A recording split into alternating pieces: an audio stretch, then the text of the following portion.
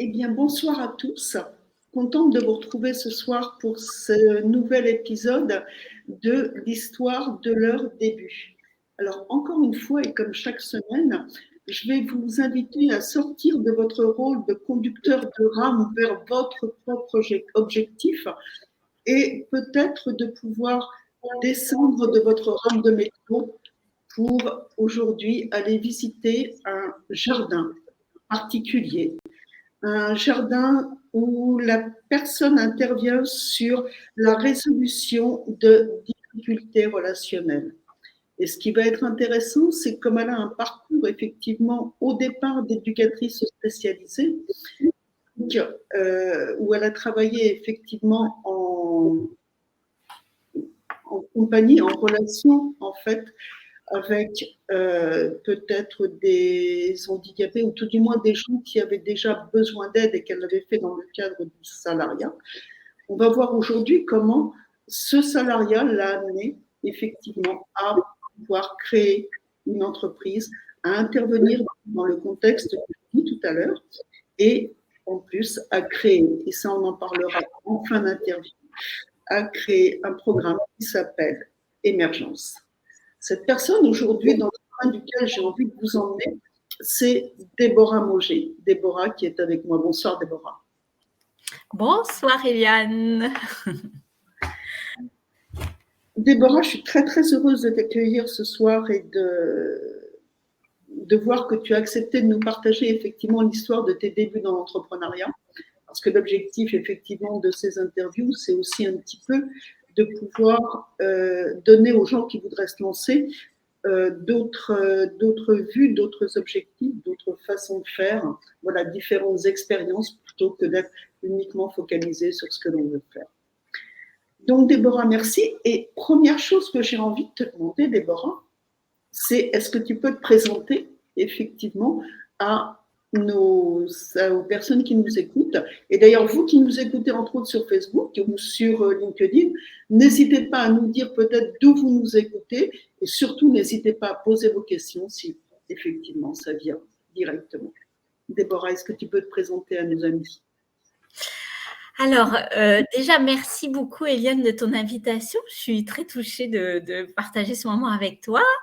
Alors, moi, je suis Déborah Mauger. Donc, aujourd'hui, je suis spécialisée dans l'accompagnement des personnes qui vivent des difficultés relationnelles à résoudre ces difficultés relationnelles, ou toutes les personnes qui vivent ou qui ont vécu de la violence, soit psychologique, soit de la violence physique, ou des liens abusifs, à pouvoir sortir de ces schémas répétitifs pour pouvoir reconstruire une vie dans laquelle ils vont pouvoir être eux-mêmes. Voilà ce que je fais aujourd'hui. Ce que tu fais aujourd'hui, est-ce que tu peux nous dire un petit peu, Déborah, d'où tu viens? Je sais que tu as été éducatrice spécialisée. Est-ce que tu peux un tout petit peu nous parler de ça? Parce que je suppose que cette période de salariat n'est pas étrangère non plus à ce que tu fais aujourd'hui, ou tout du moins à l'objectif que tu t'es fixé aujourd'hui. Alors, oui, donc moi, j'ai commencé... J'ai déjà toujours été à me former. Je me suis toujours formée en plus de travailler. J'ai jamais quitté le système école scolaire. J'ai toujours suivi des formations et en plus d'être salariée, j'ai toujours plus ou moins eu des activités d'indépendante, mais j'ai été quand même pendant 10 ans salariée éducatrice spécialisée où j'ai travaillé avec des jeunes qui vivaient de la violence dans leur famille notamment. J'ai pu accompagner en tant qu'éducatrice spécialisée. J'ai pu travailler aussi avec des jeunes dans le handicap, dans le milieu du handicap. Enfin, j'ai fait beaucoup de structures. Moi, je suis quelqu'un qui bouge beaucoup. Et en fait, à peu près tous les 5-6 ans, en général, j'ai besoin de changer et d'apprendre des nouvelles choses et de voir des nouvelles choses. Donc, j'ai fait ça pendant un peu plus de 10 ans. Et au bout de 10 ans, j'ai commencé vraiment une activité d'indépendante à temps plein. Je me suis lancée et c'est vrai que mon activité d'indépendante à temps plein, elle a évolué forcément puisque j'avais 30 ans la première fois que je me suis lancée et j'en ai bientôt 50. Donc, c'est une activité qui a évolué où il y a eu des grands virages à un moment, à plusieurs moments d'ailleurs. Et voilà. Ok.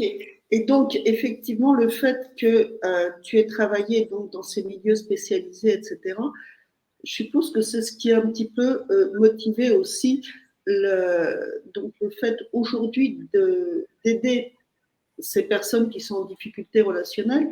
Mais quelle a été en fait la prise de conscience, quel a été le point de bascule qui pour toi a fait que tu es passé du salariat vraiment à l'indépendance? Quelles ont été les motivations profondes, les prises de conscience qui ont fait que tu t'es dit, OK, j'ai ce qu'il me faut et aujourd'hui, je peux aider les autres? Alors, déjà, moi, j'ai toute ma vie accompagné des gens. Depuis mon premier stage en troisième, quand j'étais, tu sais, on fait des stages en troisième, et j'avais déjà cette idée de remettre sur les rails un petit gamin qui était dans une classe et qui était mis à l'écart et de le réinsérer dans le groupe. Tu vois, j'accompagnais déjà alors que j'étais en troisième. Donc moi, j'ai toujours accompagné, mais de façon différente. Et en fait, avec le temps, ça s'est affiné. Et le premier virage, effectivement, ça a été, Eliane, de passer de ce emploi de salarié où j'étais éducatrice spécialisée et j'accompagnais ces jeunes notamment, à un métier de coach. J'ai été coach en bien-être, c'est-à-dire que j'accompagnais les gens vers un style de vie sain et actif. Ça a été mon premier virage, passer du salarié à l'indépendance. Ça a été mon premier job. Pourquoi j'ai fait ça et pourquoi j'ai eu ce point de bascule? Parce que j'étais enceinte de mon quatrième bébé, qui n'est plus un bébé aujourd'hui, qui est un grand jeune homme qui est en train de devenir un magnifique homme. Mais j'étais enceinte de mon quatrième et je bossais à 1 heure de route de la maison. Je déposais les filles très, très tôt le matin à la garderie. Je les récupérais toujours le soir super tard. Parce qu'il y avait 1 heure de route le matin, 1 heure de route le soir. J'étais épuisée, lessivée parce qu'à cette époque-là, je travaillais aussi avec des jeunes avec des troubles autistiques importants et d'autres troubles associés, avec beaucoup de violence en institution. Je rentrais avec lacérée, enfin vraiment même abîmée physiquement. Et je me suis dit, quand je suis tombée enceinte, je suis tombée en arrêt. Le médecin m'a arrêtée à cause de la violence que je vivais à l'institut avec les jeunes. Et donc du coup, j'ai pas voulu reprendre parce que je me disais que j'allais pas voir mon dernier et que c'était la dernière fois que j'étais enceinte, c'était le dernier, et que je voulais absolument profiter. Donc, je voulais une activité indépendante qui me permette d'avoir plus de liberté, d'organiser mieux dans mon emploi du temps, de pouvoir être vraiment emmener mes enfants à l'école, aller chercher le soir à l'école et organiser mon temps et travailler un peu plus en fonction de mes enfants et pas l'inverse. Et je me souviens, mais vraiment comme si c'était hier, le papa des enfants travaillait toute la semaine à l'extérieur et rentrait le jeudi soir. Et je me souviens pendant une semaine de tourner autour de la table de la cuisine pour prendre la décision. J'arrivais pas à prendre la décision, tu vois, de basculer parce que on avait une maison, on avait 4 enfants, il n'y avait plus de salaire stable, d'assuré. Donc, c'était chaud, quoi, hein, de prendre cette décision-là. Et je me souviens, je l'attrape et je lui dis, quand il rentre le jeudi soir, je lui dis, écoute, j'ai besoin de te parler, assieds-toi. Je l'assois à la table de la cuisine et je lui dis, j'arrête l'éducation spécialisée et je me lance en tant que coach, en tant qu'indépendante. Et je pensais qu'il n'allait pas vouloir. Et il m'a dit, de toute façon, tu as pris ta décision, donc j'ai pas trop le choix. Je lui dis oui, effectivement, j'ai pris ma décision. Et il m'a dit, par contre, je te demande un seul truc, c'est que tu ramènes au moins le même salaire au minimum à la maison en tant qu'indépendante. Et c'est ce que j'ai fait le mois qui a suivi. Ce qui n'est pas forcément quelque chose de facile quand on commence effectivement une activité. Parce que quand on commence une activité, on a effectivement cette valeur dont toi, tu avais effectivement apparemment une valeur qui était une valeur de famille, qui était très très forte et peut-être une valeur aussi de... Moi, ce que j'entends derrière ce que tu me dis, c'est qu'il y avait aussi quelque part une forme de besoin de se sauvegarder soi-même quelque part par rapport aux violences que tu pouvais subir ou tout du moins vivre dans les institutions. Est-ce que je me trompe un peu? Alors, il y avait cette violence dans ce groupe-là, mais à la fois, c'est pas vraiment ça qui m'a fait ne pas y retourner, parce qu'en fait, le directeur de la structure dans laquelle je bossais à cette époque-là était un mec génial, complètement génial, et il avait bien conscience que c'était un groupe hyper difficile et que on avait besoin de tourner et que ça pouvait pas être les mêmes qui étaient dans ce groupe-là tout le temps. Donc comme moi j'avais fait mon année avant d'être enceinte, je savais que si j'y retournais, je retournais pas dans ce groupe-là, je retournais dans un groupe qui me convenait bien davantage et que c'est d'autres qui prenaient le relais parce que ça tournait, parce qu'il y avait besoin que ça tourne en fait. Donc, c'est pas trop ça, c'est pas pour me préserver de la violence, c'est vraiment cette valeur famille et cette valeur liberté, et puis que c'était mon dernier et que j'avais envie de profiter de ce dernier bonhomme qui allait grandir vite, et de fait, il a grandi super vite. Et je le savais parce que ça avait déjà passé super vite pour les filles. Et Manolo, il a 7 ans avec sa dernière sœur. Donc, voilà, il n'était pas question que je repasse mon temps sur la route et au boulot de la même façon.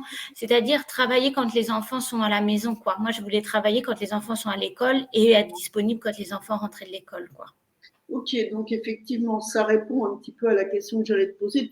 Quand tu as commencé à créer l'objectif, l'objectif final, tu avais un objectif qui était personnel, qui était d'être en fait présente quelque part en même temps que tes enfants, avec tes enfants, et puis un objectif aussi d'apporter quelque part. Tu es tout de suite tombé dans la gestion et la résolution du conflit, ou c'était d'abord du bien-être et du coaching bien-être? Ouais, c'était du coaching bien-être. Non, non, j'étais pas du tout dans la résolution de conflits à l'époque. J'étais dans du coaching bien-être avec l'aide de la nutrition et l'activité physique, donc vraiment quelque chose qui est pas ce que je fais aujourd'hui. Mais c'était une activité en tant qu'indépendante, mais avec une structure d'équipe. C'était un statut de VDI. Je ne sais pas si ça parlera peut-être à certains. C'est un statut un peu comme l'auto-entreprise, un petit peu différent, avec une structure plus appuyée en fait, d'équipe, il y avait une formation associée, etc. Et c'est vrai que ça m'a permis.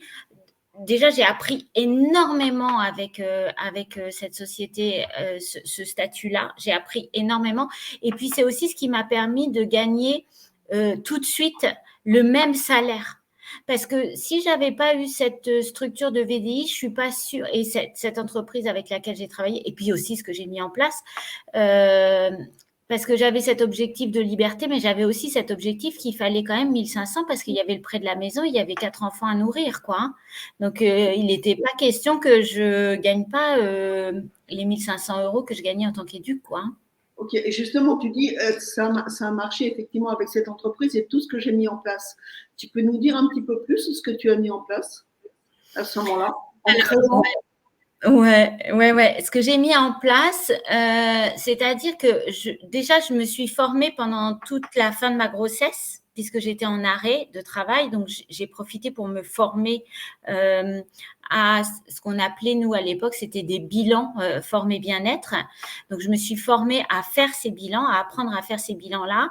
Et quand à la fin de ma grossesse, avant d'accoucher, j'ai pris la liste de gens que je connaissais, donc ma mère, mon père, ma sœur, mes amis.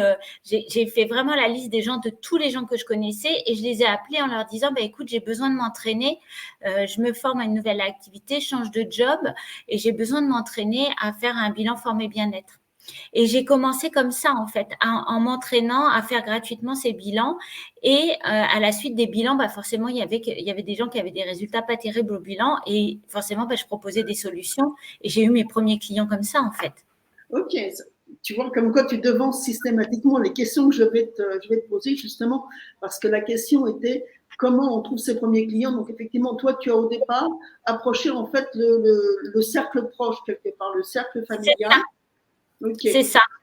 La famille, les amis, les copines, même des gens que j'avais pas vus depuis un petit moment, tu sais, tu les appelles, je les appelais en prenant des nouvelles et puis en disant, et puis eux, ils disent, bah toi, tu fais quoi maintenant? Ben justement, je démarre une nouvelle activité, je suis enceinte de mon quatrième, mais ben, si ça t'intéresse, j'ai besoin de m'entraîner.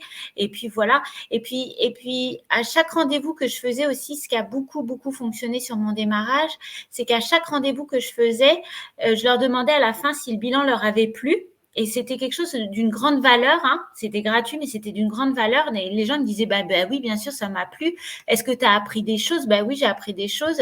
Est-ce que c'était intéressant? Bah oui, c'était intéressant. Bah écoute, est-ce que tu serais OK pour offrir ce bilan à 5 personnes dans ton entourage, pour les appeler, puis leur offrir à eux aussi? Comme ça me permet de me continuer de m'entraîner avec des gens que je connais moins. Et les gens me notaient des noms avec des numéros de téléphone, en général 5, des fois 10, et prévenaient. Et puis moi, j'avais plus qu'à appeler et prendre des nouveaux rendez-vous. Donc, ça a fait vraiment boule de neige très, très vite, cette histoire-là, quoi. D'accord, donc tu viens effectivement de confirmer ce qu'on entend effectivement par beaucoup d'entrepreneurs quand on commence à créer. L'important, c'est de se créer en fait un réseau. Il y a plusieurs manières de le faire, on est d'accord, que ce soit en présentiel, que ce soit sur les réseaux sociaux, que ce soit comme tu le fais effectivement avec des bouches à oreille. C'est vraiment, pour démarrer une activité, c'est vraiment quelque part quelque chose de primordial en fait, de pouvoir avoir des soutiens. Okay. Quand on se lance comme ça, j'ai bien compris, on crée le réseau, on commence à avoir les clients, etc. Mais on a des contraintes aussi. C'est quoi les contraintes auxquelles tu as été confronté? C'est quoi les challenges que tu as eu à dépasser quand tu as commencé à créer? Qu'est-ce que... Alors, l'entourage, mon Dieu, mais on m'a pris pour une folle, quoi, hein, parce que j'ai entendu mais tellement de d'âneries, tellement de. Je pense qu'il y avait, enfin, le plus gros challenge, ça a été ça. Et le premier à qui il a fallu que je me confronte, c'est à mon chéri de l'époque. Hein. C'est-à-dire, bah lui, il m'a dit, de toute façon, tu as pris ta décision, j'ai pas le choix, mais il m'a pas soutenu du tout. Il était là à me dire, oui, tu as vu combien d'heures tu bosses beaucoup plus qu'avant, et puis tu gagnes beaucoup moins, jusqu'à ce que je lui montre les chiffres, etc. Enfin, il n'était pas... Alors, c'est vrai que je bossais plus qu'avant, mais par contre, je bossais aux heures que moi, j'avais envie de bosser. C'est-à-dire que quand j'avais envie d'être avec mes enfants le matin pour les emmener à l'école, pour les récupérer, faire les leçons et tout ça, bah, j'étais dispo. Moi, je bossais après quand ils étaient couchés. Enfin, donc oui, je bossais plus, mais je bossais vraiment avec mes valeurs de l'époque et en fonction de ce que j'aimais, quoi. Donc, et puis j'adorais ce que je faisais, donc forcément que bah, tu n'as pas l'impression de bosser, en fait. Donc la contrainte, ça a été ça, ça a été le relationnel, beaucoup, beaucoup, beaucoup. Les gens, ils m'ont dit, tu es dans une secte, ils vont te voler tout ton argent. Qu'est-ce que j'ai entendu encore? Non, mais tu étais éduque en CDI. Alors toi, tu es éduque en CDI, tu lâches un CDI. Un CDI, mon Dieu, sacro-saint CDI. Non, mais c'était, faut se remettre dans le contexte, c'est-à-dire, c'est il y a... ouais, il y a 20 ans en arrière. Il y a 20 ans en arrière, aujourd'hui, on est un peu plus dans les indépendants, les gens qui passent du salariat à l'indépendance, on entend. Mais il y a 20 ans, moi, ils me prenaient pour une folle. Je venais d'avoir mon quatrième enfant, j'avais un crédit de maison et j'étais pas sûre de mon salaire. Ben, mon Dieu, quoi. Oui, autrement dit, comment dire, le retour que tu pouvais avoir, c'est quelque part, tu vas dans le mur. Tu lâches tout, tu fais n'importe quoi. C'est ça, exactement. C'est tu fais n'importe quoi. Ouais. Okay. Et donc, ça a été une sacrée contrainte. Comment tu as dépassé ça? Ben, ça me donnait encore plus la niaque de leur montrer qu'ils avaient tort. Hein. Okay. Moi, plus tu me dis qu'il ne faut pas faire, plus je vais te montrer que j'ai raison. Hein. Je veux bien sur l'entourage, ok, ça, il n'y a pas de souci, mais sur l'entourage proche, sur tes enfants, sur ton mari, ça devait quand même être plus difficile de pouvoir gérer ça. Ouais, on a eu je me souviens, on a eu ouais, peut-être une année et demie où ça a été compliqué hein, au niveau du couple à cause de ça, justement. Mais moi, je me suis accrochée, j'ai continué. Et puis je me souviens, en plus, je partais en formation le week-end. Quand lui, il rentrait, il s'occupait des enfants et moi, je me barrais. Donc, t'imagines, tel qu'il. Il adorait mon nouveau métier, lui, il adorait, je te dis pas. Et en fait, à un moment, j'ai gagné des vacances parce qu'on avait des challenges et j'ai gagné des vacances. Et c'est quand je l'ai emmené en vacances qu'il a changé d'avis. Ok. Ouais. Il a fallu que je gagne les vacances pour qu'il change d'avis. Combien de temps tu as ramé comme ça au niveau de la création avant vraiment de pouvoir commencer à te dire ok, c'est bon, ça commence à être stable? Est-ce que ça s'est fait tout de suite, en 6 mois, en un an, en 2 ans? Combien de temps il a fallu que tu charbonnes en fait pour pouvoir commencer à créer quelque chose de stable? C'est difficile à répondre à ça parce que tu vois, je pense que ma définition de quelque chose de stable à l'époque et ma définition de quelque chose de stable aujourd'hui, déjà, c'est plus la même. Et puis, d'une personne à une autre, enfin, c'est très compliqué de répondre à ça. Alors, ce que je peux te dire, c'est le premier mois, j'ai gagné 1500 euros et j'ai jamais descendu en dessous. Donc, pour moi, déjà, c'était déjà juste énorme, ça. C'est-à-dire que je contribue à la famille à la hauteur de ce que j'avais toujours contribué. Donc, pour moi, c'était, et ça a été dès le premier mois. Après, j'ai vraiment, je crois que j'avais le double de mon salaire au bout au bout de 2 ans, je crois, 1 an et demi, 2 ans. J'avais doublé mon salaire. Voilà. Après, après ça n'a pas toujours été linéaire. C'est jamais descendu en dessous de 1005, mais ça n'a pas été linéaire. Il y a eu bah, justement des phases au bout de 8 ans où bah, c'était plus aligné avec moi et avec mon évolution, et où là, mon salaire, il a redescendu, par Oui, exemple. Et puis, j'ai mis un moment avant de me rendre compte qu'il fallait que je change quelque chose. Donc, du coup, bah, j'ai eu un salaire qui est redescendu pendant un moment, tu vois. Mais j'ai toujours pu subvenir aux besoins de ma famille, et j'ai même été maman solo puisque j'ai fini par me séparer. Euh, et j'ai contribué, et je me disais, heureusement que j'étais pas salariée à cette époque-là, parce que toute seule avec 4 enfants à temps plein, ben, entre la gestion du planning et puis l'argent qu'il faut, je me dis, mais si j'avais été salariée, on aurait crevé la dalle, hein. oui, oui, non, Vraiment. c'est clair. Et c'est vrai que ce que tu dis aussi, c'est réel. C'est-à-dire que bien souvent, quand on démarre quelque chose, c'est souvent effectivement une appréciation moyenne qui est donnée, et tu le confirmes encore une fois, c'est que voilà, les 2 premières années sont vraiment des années de création, d'évolution, d'ajustement aussi. Et tout ça, effectivement, ça se fait pas. En fait, moi, j'entends beaucoup de gens, il y a des fois où j'ai beaucoup de retours qui me disent, mais on va créer et ça va marcher tout de suite. Il faut bien se rendre compte que même si on a le sentiment qu'au départ, il y a une lune de miel quelque part, et effectivement, il y a quelque chose qui augmente, on est très très vite, on arrive très très vite aux premières contraintes, aux premières difficultés, et c'est là effectivement où il faut complètement réagir. Là aussi où je pourrais te donner un autre, c'est quand justement j'ai basculé de cet emploi. Moi, j'ai fait un premier virage en tant qu'indépendante, c'est quand j'ai basculé de coach à thérapeute. C'est-à-dire que justement, au bout des 8 ans, là, j'ai senti que j'allais dans le mur si je continuais, et j'ai frôlé le mur, on peut dire, parce que justement, je m'acharnais à vouloir continuer un truc qui était plus tout à fait aligné avec ce que j'étais. Et là, j'ai basculé et j'ai ouvert un cabinet en tant que thérapeute, un cabinet physique. Et là, je crois que pour reconstruire une nouvelle clientèle et redémarrer sur ça, j'ai dû mettre 3 mois avant d'avoir un bon un revenu correct avec un nombre de clients correct. J'ai dû mettre 3 mois, et après, j'avais vraiment réatteint mon niveau de salaire euh, d'indépendante. Au bout de, pareil, un an et demi, un an, je crois. Voilà, ça te donne une idée un peu de mon… Et j'ai fonctionné de la même façon. C'est-à-dire que j'ai été voir les gens autour de moi, je leur ai dit, je me suis formée en tant que hypnothérapeute, en thérapie brève, j'ai besoin de m'entraîner à faire des séances d'hypnose, est-ce que tu es d'accord pour que je m'entraîne avec toi, hein? Et puis paf, c'est reparti, ça a fait exactement la même chose. Ok, donc toi, tu as énormément tablé sur le bouche à oreille, en fait. Ouais, toujours. Ok, et c'est vraiment quelque chose qui pour toi a fonctionné. Mais Ouais.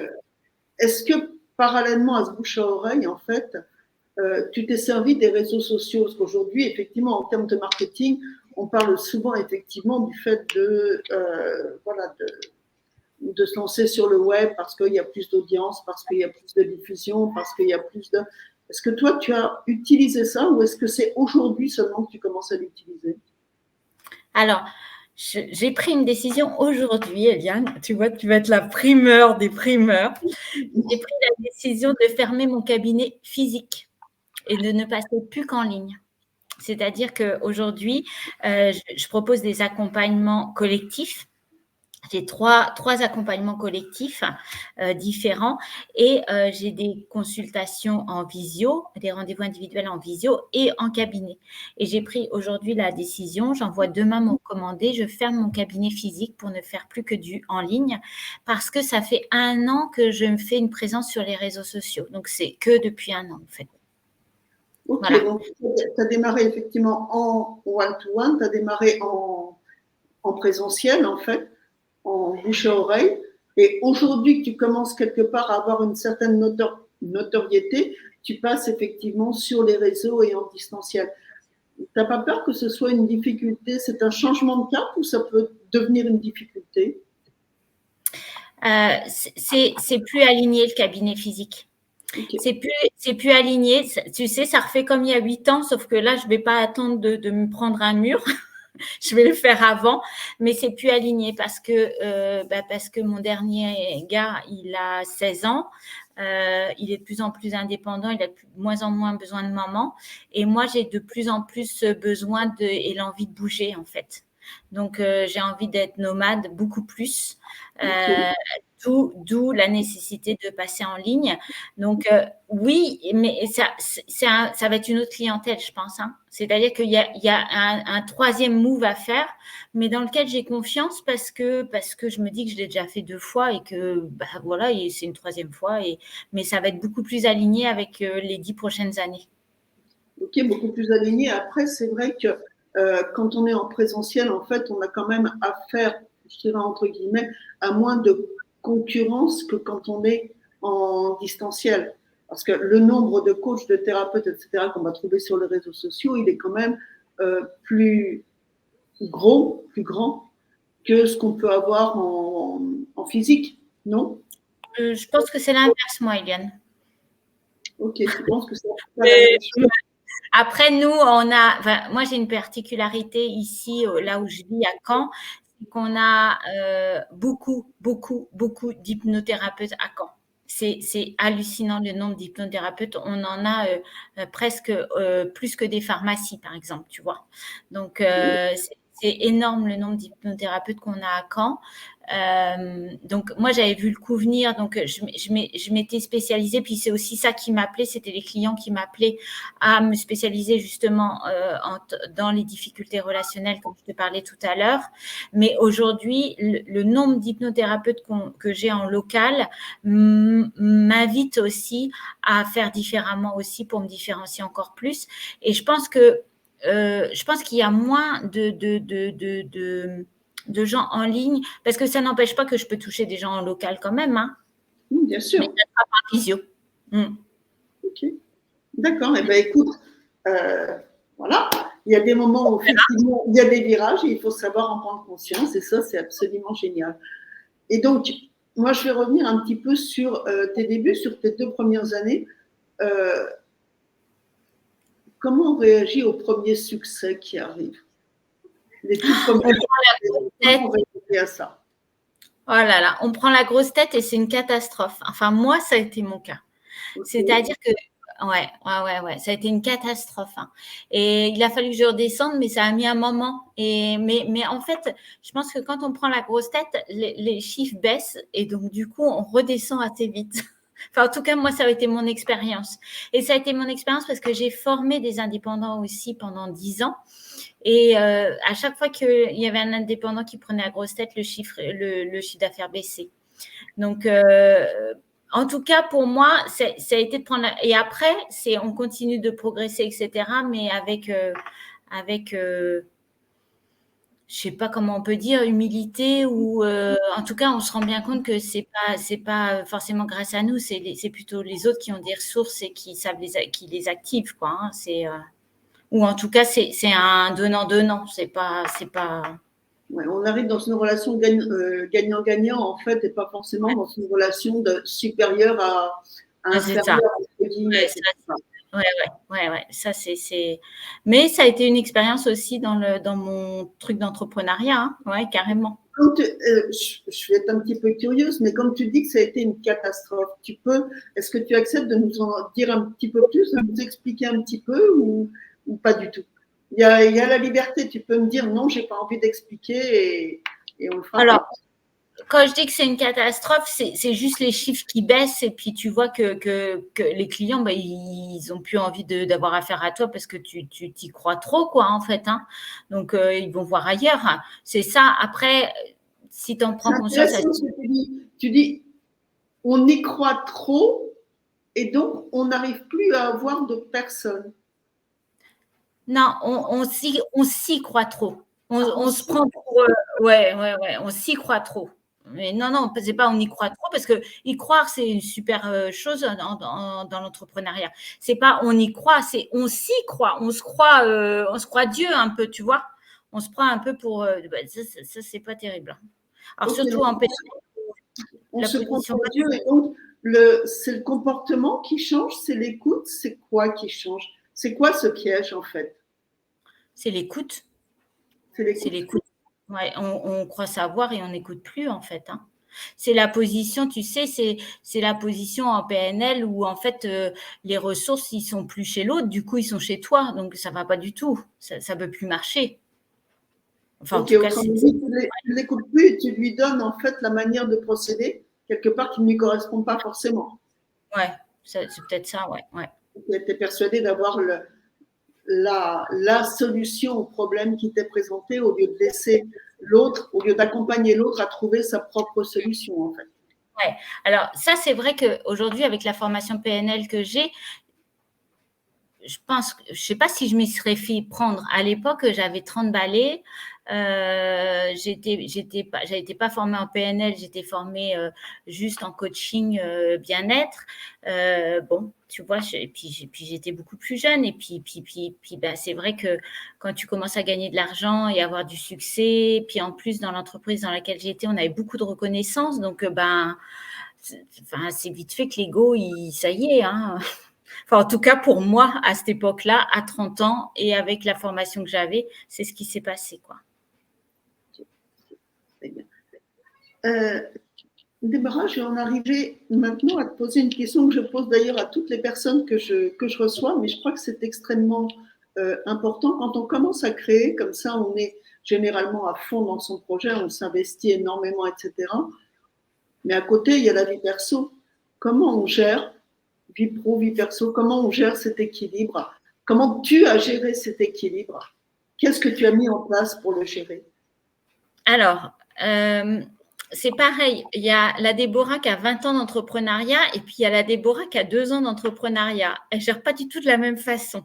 Moi, celle qui m'intéresse pour le moment, c'est celle des débuts. Comment tu as fait à ce moment-là? Elle ne gère pas celle des débuts. Elle gère pas celle. Elle gère pas et puis elle a 30 balais. Elle a plein d'énergie, elle a envie d'une croissance, elle a envie de réussir, elle a envie de construire quelque chose de grandiose, elle a envie… donc, ça se termine au bout de 10 ans par un burn-out quand même. Hein. Donc, elle ne gère pas. Ok, ça se termine par un burn-out. Ça se termine au bout de 10 ans par un burn-out, mais bon, elle maintient quand même pendant 10 ans et elle gère quand même une famille avec 4 enfants, un boulot d'indépendante et enfin voilà, hein, c'est pas… j'ai géré pendant 10 ans, mais ça se termine par un burn-out, donc on peut pas dire que c'était de la super bonne gestion. Ok, mais ça pouvait arriver quand même qu'on puisse. Enfin, est-ce qu'à ce moment-là, malgré tout, c'était important à certains moments de pouvoir déconnecter du boulot pour pouvoir se retrouver en famille ou retrouver qui on était? J'ai pas su faire ça. Clairement, j'ai pas su faire ça. Aujourd'hui, oui. Aujourd'hui, oui. Mais à l'époque, j'avais 30 ans, tu vois, 30 à 38. Non, j'étais. D'ailleurs, on me le reprochait, hein, et les enfants me le reprochaient aussi, hein. C'est-à-dire que ils entendaient parler de mon entreprise tout le temps. Non, j'ai pas su faire ça. J'ai pas su faire ça. J'ai pas su faire ça. Et puis moi, je suis aussi quelqu'un. J'ai un tempérament où je suis passionnée. C'est-à-dire que quand je fais quelque chose, je le fais avec mes tripes. Je le fais de c'est soit je peux pas faire parce que j'aime pas et je suis incapable de faire quelque chose que j'aime pas, ou soit je fais mais je fais à fond. Et donc les vacances, c'était les vacances de la société. Les, c'était non, c'était on mangeait, on dormait, avec la société, on a tout fait avec la société. Non, j'ai pas su faire ça. Ok, Maintenant, est-ce qu'on était malheureux? Je suis pas sûre qu'on a été malheureux. Hein. Euh, on a eu des vacances, on a eu une organisation qui a permis quand même que je sois très présente pour les enfants et disponible pour les enfants, pour les moments importants pour eux, les devoirs, les sorties, les emmener chez les copains, les copines, au sport, etc. Donc on n'a pas été malheureux, mais c'était à fond, quoi. Ok, donc en fait, comment dire, tu incluais des moments perso dans la société et tu incluais la société dans des moments perso quelque part. C'était vraiment, tu fusionnais en fait les deux. Et en plus, dans les 10 ans où j'ai fait coach bien-être, dans ces 10 ans-là, en plus, j'étais 5 ans où on travaillait depuis la maison, travaillait depuis le domicile. Donc, c'était encore plus mélangé. Après, quand on a commencé à avoir les clubs de nutrition, là, il y a commencé à avoir une séparation entre le club et la maison. Mais non, mais même les enfants, ils venaient manger au boulot quand j'ai eu les clubs de nutrition. Le midi, ils venaient manger au travail. Hein. Si aujourd'hui, effectivement, tu avais un conseil à donner à des entrepreneurs qui commencent à travailler de chez eux, ce serait quoi sur ce plan-là?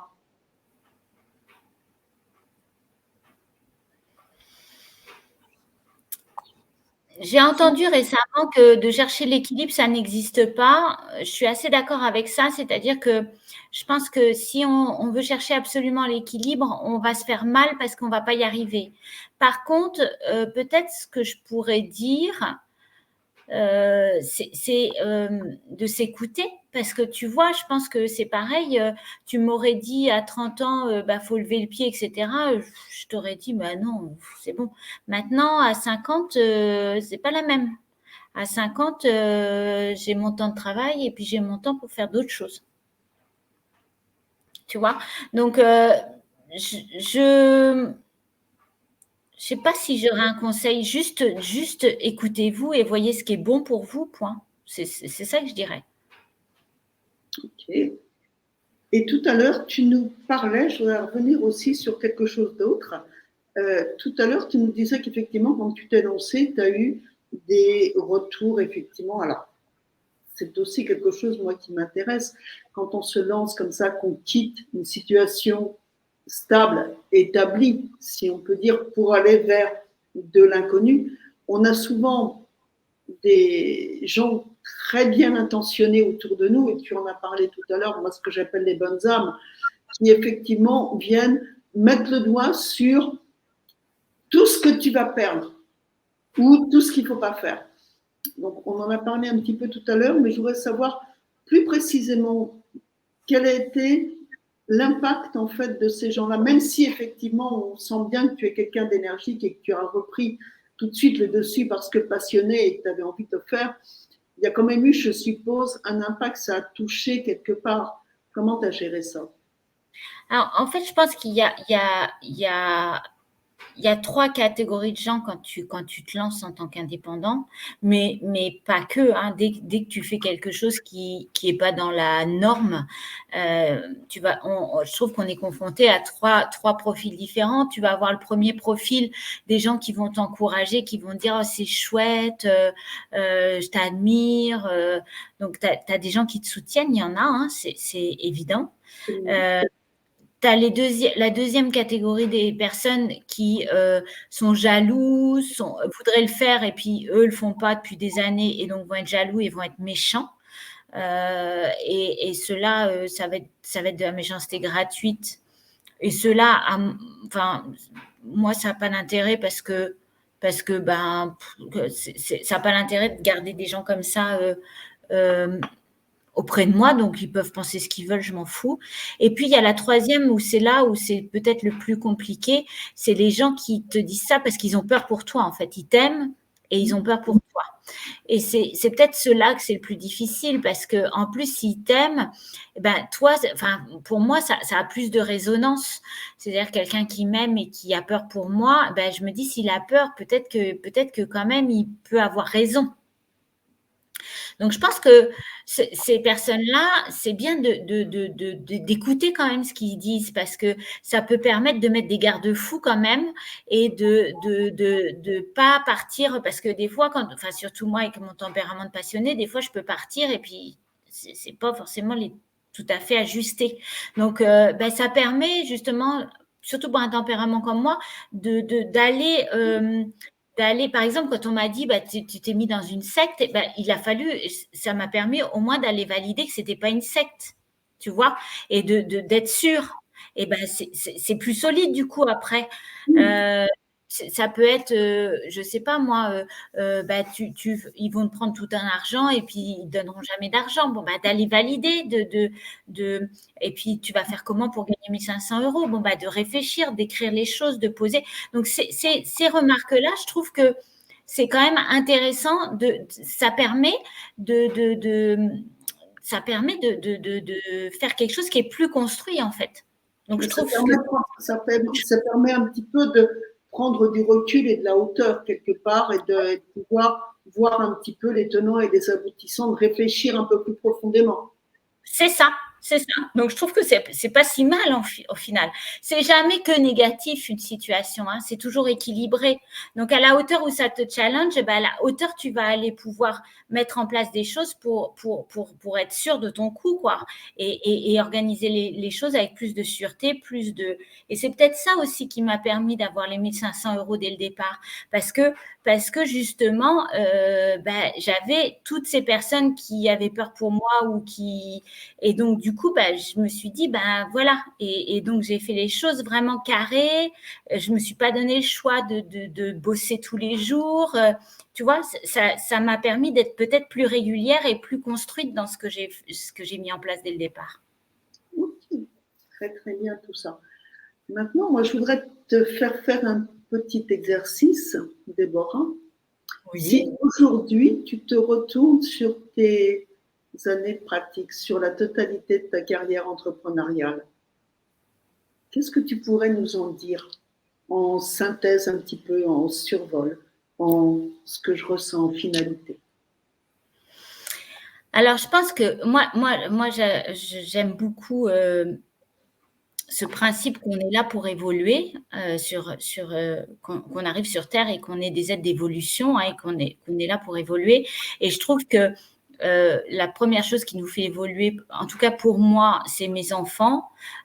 Souvent, ça a été mon couple. Et puis la troisième chose qui m'a fait le plus évoluer, c'est mon entreprise. D'accord? Parce que ben, pour avoir du succès dans une entreprise, il faut déjà pouvoir nous-mêmes évoluer, se remettre en cause des croyances, remettre en cause des peurs, dépasser des peurs, et on devient quelqu'un d'autre quand on est entrepreneur.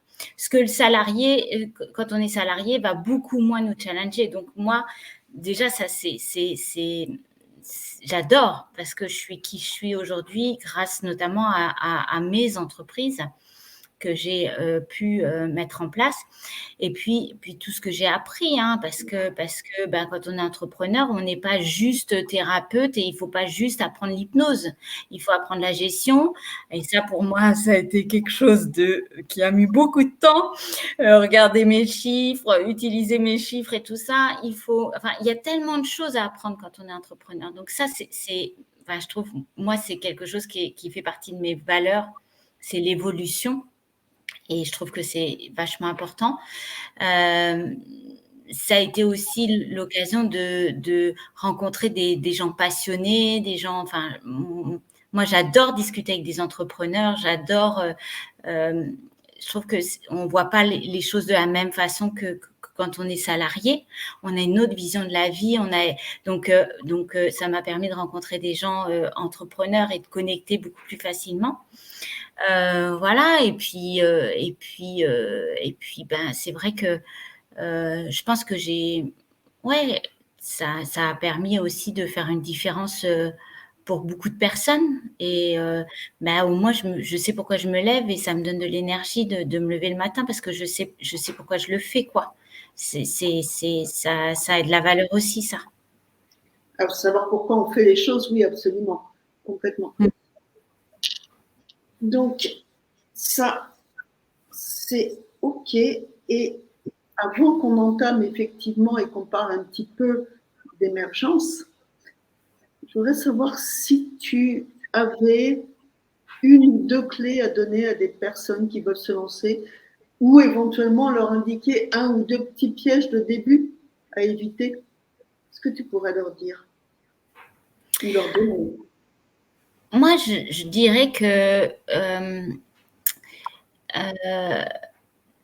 si les personnes ont cette envie de se lancer dans l'entrepreneuriat, je trouve que ce qui est vachement important et ce que je retiens vraiment le plus de ce parcours entrepreneur, c'est et c'est ça aussi qui est génial dans l'entreprise, c'est de créer une entreprise à l'image d'eux.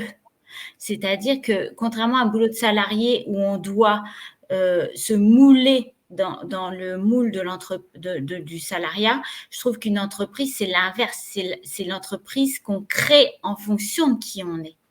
Une entreprise qui a nos valeurs, une entreprise qui a notre rythme de vie, une entreprise et je trouve que c'est ça, en fait, le plus important quand on crée une entreprise, c'est d'aller chercher qu'est-ce qui nous met en énergie, qu'est-ce qui fait qu'on ne voit pas le temps passer, qu'est-ce qui fait que on dit ce qu'on rêve, dans quoi on est bon à faire une différence pour les autres, que ce soit en termes de services, en termes de produits. C'est quoi qu'on fait naturellement et facilement que pour les autres, c'est compliqué. Et je trouve que si on va chercher ça et que si on l'affûte de jour en jour, mois en mois, et qu'on va de plus en plus vers ça, ben forcément, on peut avoir que du succès, quoi. Ok, donc éventuellement, si je résume un petit peu, si je reformule, l'important pour créer quelque chose, c'est au départ d'apprendre à se connaître, de voir ses points forts et de créer quelque chose à son image. Ouais, moi je crois que c'est le plus important. Ouais. Et d'ailleurs, c'est là-dessus effectivement aussi que moi, il m'arrive d'accompagner des entrepreneurs aussi, donc la connaissance de soi, les valeurs, le dépassement de croyances. Et donc, c'est vraiment effectivement quelque chose d'important pour y arriver. Ok. Maintenant, merci pour tout ça, ma chère Déborah. Maintenant, ce que je voudrais savoir, c'est que tu nous parles un petit peu d'émergence. Comment est née Émergence? Pourquoi il est né? Qu'est-ce que c'est? Et qu'est-ce que tu proposes? Alors, tu vois, j'ai la chair de poule. Tu vas te dire, tu me demandes ça, j'ai la chair de poule. Émergence, c'est quelque chose qui vibre très, très fort pour moi parce que c'est vraiment l'accompagnement que j'aurais aimé avoir au moment où moi, j'ai vécu des difficultés relationnelles importantes, pour ne pas parler de violence psychologique. Donc, c'est vraiment quelque chose c'est un programme que j'ai construit avec ma pratique forcément et les clients que j'ai accompagnés, mais aussi que j'ai construit au fur et à mesure des formations que j'ai fait. Et comme je te disais, Eliane, je fais des formations depuis que j'ai jamais quitté l'école en fait. Donc je peux dire que j'en ai et je suis encore dans un système de formation. On s'est rencontrés l'année dernière dans un autre système de formation. Donc voilà, donc voilà, donc j'ai été piochée dans tout ce système de formation pour créer vraiment un accompagnement sur mesure pour les personnes qui vivent ou qui ont vécu des difficultés relationnelles pour déjà, la première chose, c'est vraiment avoir une cartographie entre ce qu'est une relation dans laquelle on peut s'épanouir et qui est OK et dans laquelle on peut construire, et une relation dans laquelle il n'y aura aucune possibilité de construire quoi que ce soit, qui va nous emmener vers de l'abus, vers de la violence, et où on a besoin de repérer ça. Donc ça, c'est le premier point d'émergence, c'est d'apprendre cette carte-là et de connaître cette carte-là pour s'orienter. La deuxième chose dans Émergence, c'est qu'on va travailler beaucoup sur l'anxiété parce que quand on a vécu de la violence ou des difficultés relationnelles importantes, on a un système anxieux qui est complètement déréglé, donc on a besoin de le re-régler et on a besoin d'apprendre à l'utiliser parce que c'est un vrai radar. Donc ça, c'est vraiment un gros travail qu'on fait dans Émergence. Ensuite, on va avoir un travail sur activer ses ressources. Et ça, tu connais bien, Eliane, parce que c'est ce qu'on a appris avec Paul, c'est-à-dire aller faire des ancrages, aller faire comment on fait pour activer des ressources, quelles sont nos valeurs, apprendre à se connaître. Enfin, tout ce qui va concerner notre système interne en termes de pensée, en termes de comportement, comment activer tout ça et mettre tout ça à notre service, en fait. Ensuite, on va avoir aussi toute une partie sur les relations et les relations saines, parce que quand on a vécu des difficultés relationnelles, souvent on est un peu paumé et on ne sait pas trop construire des relations saines. Donc, comment reconstruire une relation de couple, une relation amicale, une relation de travail. Et là, on va travailler sur la considération, sur la communication, sur plein d'outils qui nous permettent de tisser des relations fortes, qui nous nourrissent, qui sont au service vraiment de notre vie, nos valeurs, nos objectifs.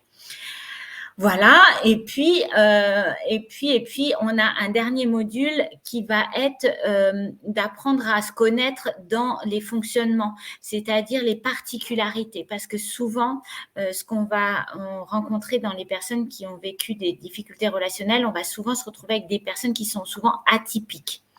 Avec soit de l'hyper-empathie, soit de l'hypersensibilité, soit des traits autistiques, soit un trouble TDA, soit des troubles 10, etc. Donc, on va aller un peu se repérer, voir un peu nos spécificités et comment transformer ces spécificités en force, en un don au service de notre vie. Voilà, c'est ça, Émergence. Okay. Mais dis donc, c'est un très, très beau programme. Mais effectivement, si on a dans les gens qui nous écoutent des hypersensibles, des atypiques, voire des gens qui sont en perte de sens quelque part parce qu'ils ont vécu à un moment ou à un autre de leur vie des difficultés relationnelles, du rejet, de la non-compréhension, enfin, il y a tellement effectivement de causes. Écoutez, plutôt que de rester dans ces difficultés et de tourner quelque part en rond, eh ben, moi, je vous invite effectivement à vous faire accompagner parce que ça vous permettra de pouvoir sortir la tête de l'eau et de pouvoir effectivement retrouver peut-être une vie, peut-être un sens à la vie, peut-être un objectif. Et ça, c'est vraiment une mission qui est vraiment formidable. Merci pour ça d'ailleurs, Déborah. Merci. Et tout ça, maintenant, la finalité, le futur, c'est quoi? Les projets futurs de Déborah, c'est quoi? Les futurs projets d'émergence, c'est quoi? Alors, mes futurs projets, c'est de continuer mes 3 accompagnements. Donc, il y a Émergence qui est mon gros accompagnement, mon accompagnement complet de A à Z, qui est un accompagnement sur 9 mois. Et tu vois, on clôture ce soir cette année, pour l'année 2023. C'est ce soir les dernières possibilités de s'inscrire. Et là, on va partir, je vais avec l'accompagnement des gens qui se sont inscrits pour 9 mois. Et puis après, j'ai des accompagnements plus petits qui sont le cercle effet papillon, notamment, qui est un accompagnement de groupe. Donc, ça va être de développer ce cercle effet papillon, de développer émergence pour les années d'après.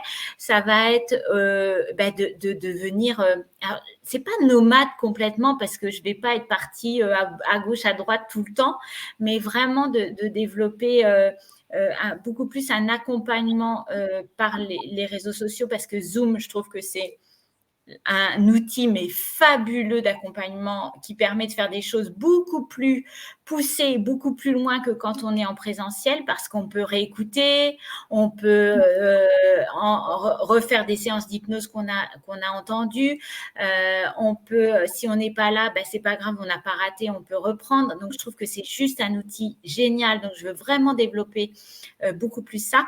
Et par contre, rencontrer en physique une fois par an pendant 2 jours les clients qui voudront me rencontrer en physique. Je pense que j'animerai ou je ferai soit un 2 jours de séminaire, ou je ne sais pas encore comment ça va, mais voilà, c'est dans les projets, c'est dans les tuyaux. Je ne sais pas ce que ça va donner, mais c'est parti. Pourquoi pas éventuellement un week-end de rencontre ou un week-end d'intégration, par exemple. Voilà, pour pouvoir tisser les liens. Eh bien, écoute, tout ça, c'est formidable. On va arriver bientôt, il va être 55, on va arriver bientôt à la fin de cette interview. Déborah, qu'est-ce que je peux te dire? Je te suis infiniment reconnaissante de m'avoir consacré ce temps. Je suis vraiment extrêmement heureuse d'avoir pu mettre un petit peu à l'honneur Émergence, parce que la difficulté pour les gens qui ont vécu effectivement j'irais même jusqu'à dire une certaine forme de traumatisme, quelque part, quand on parle de violence, etc. Vraiment avoir un programme comme ça et oser en parler, moi je te dis chapeau, parce que généralement ce sont des choses où il y a une omerta, où il y a un peu une culture du silence, on n'ose pas dire qu'on a vécu, et franchement mettre ça à l'honneur, alors à l'honneur d'une certaine manière, avec toute la discrétion dont tu es capable, moi je te dis bravo, vraiment je te félicite là-dessus et merci beaucoup pour tout ça. Merci à toi, Eliane. C'est vraiment, ça a été un moment de partage, j'ai adoré, et je te remercie beaucoup. Et c'était, moi j'ai une question. Tu t'accompagnes donc toi plus les entrepreneurs, Eliane, c'est ça, à un démarrage? Explique-moi. Alors moi, écoute, oui, j'allais dire après, merci d'avoir posé la question. Moi, j'accompagne effectivement, alors je travaille effectivement avec les entrepreneurs qui veulent débuter, donc pour pouvoir leur permettre de pouvoir commencer à construire leur projet. Mais je vais également vers l'accompagnement de gens qui sont en perte de sens, en fait, ou qui ont besoin de retrouver un sens à leur projet. Et je dirais que oui, je travaille avec les entrepreneurs, mais pas tel qu'on l'entend. Je travaille avec les gens qui ont peut-être un projet de vie. Voilà. Parce que je pense qu'on est tous entrepreneurs de quelque chose dans notre vie, que ce soit professionnellement, humainement parlant, familialement, avec les copains. On a tous un projet, donc on est tous entrepreneurs de quelque chose. Et être entrepreneur, il y a des fois, c'est intéressant de pouvoir se faire accompagner, surtout, je dirais, quand par rapport à certains projets, on se sent, il y a des fois, pas forcément à sa place, ou pas forcément complètement compétent, pas forcément, comment dire, on se dévalorise en fait, où on pense qu'il y a des fois que les autres sont mieux que nous, alors que c'est faux, on a tous les ressources en nous. Moi, je pense à ça aussi. Je pense qu'on a tous en nous les ressources, mais qu'il y a des fois, on ne sait pas trop où aller les chercher. Et que là, ça vaut le coup d'avoir quelqu'un qui vous dise « Attends, moi, je vais t'aider à les trouver. » Donc, en mal de retrouver une vie normale, allez voir Déborah. Et puis, si vous avez besoin d'aller trouver un petit peu de sens ou de retrouver des compétences, de la confiance en vous, eh ben, vous pouvez aussi nous revoir. Voilà. Et bien, mes chers amis, tout ce que vous avez eu ici, j'espère que ça vous a intéressé. N'hésitez pas à nous mettre même vos questions en replay, il n'y a pas de souci. On ira voir, on y répondra. Et puis, avec plaisir. Voilà. Et n'hésitez pas à nous contacter si vous avez envie, même d'en savoir un petit peu plus loin. Je pense qu'effectivement, on sera tout à fait d'accord pour pouvoir répondre d'une manière ou d'une autre. Je vous souhaite à tous une bonne soirée. À très bientôt. À mardi prochain pour moi, pour l'histoire de leur début. Ciao.